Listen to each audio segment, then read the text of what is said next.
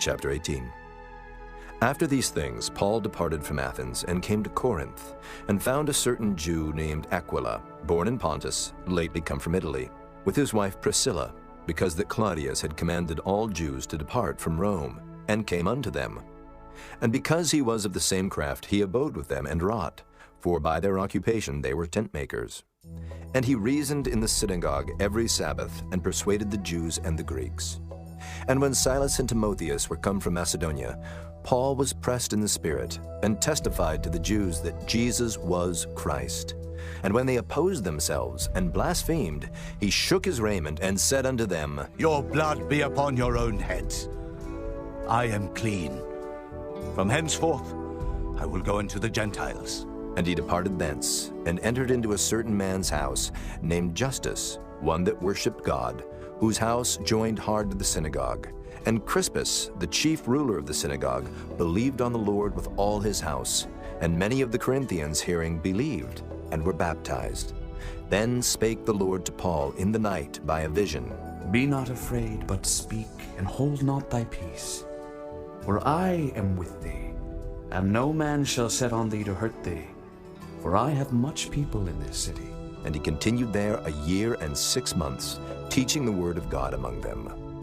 And when Gallio was the deputy of Achaia, the Jews made insurrection with one accord against Paul, and brought him to the judgment seat, saying, This fellow persuadeth men to worship God contrary to the law. And when Paul was now about to open his mouth, Gallio said unto the Jews, If it were a matter of wrong or wicked lewdness, O ye Jews, reason would that I should bear with you.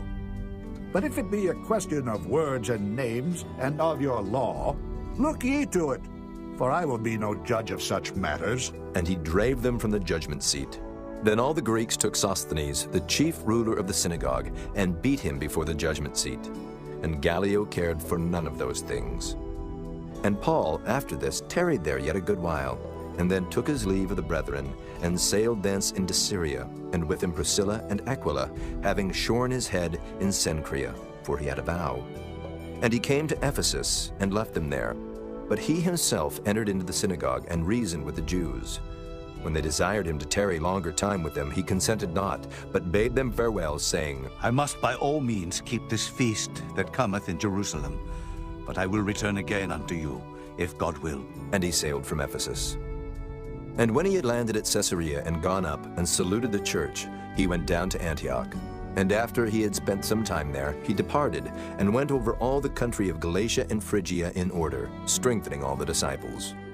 And a certain Jew named Apollos, born at Alexandria, an eloquent man, and mighty in the Scriptures, came to Ephesus. This man was instructed in the way of the Lord, and being fervent in the Spirit, he spake and taught diligently the things of the Lord, knowing only the baptism of John. And he began to speak boldly in the synagogue, whom when Aquila and Priscilla had heard, they took him unto them, and expounded unto him the way of God more perfectly. And when he was disposed to pass into Achaia, the brethren wrote, exhorting the disciples to receive him, who, when he was come, helped them much which had believed through grace.